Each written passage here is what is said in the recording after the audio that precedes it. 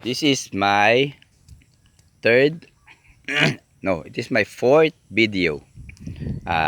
Hingi ako ng pasensya doon sa second video ko kasi hindi raw pwede sa bata yon. Na-district ako. Pasensya na, tao lang. Pero this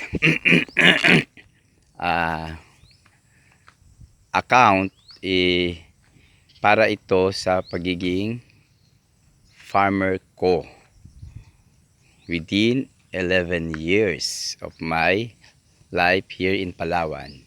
Lilinawin ko lang ha, dedicated to sa mga farmers at kung ano ang nangyayari sa akin dito sa Palawan. Yun lang ha. Yung pang-apat na video to is paglilinaw.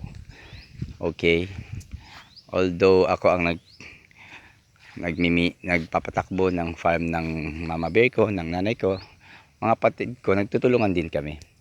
Okay, ito ay isang paglilinaw na video.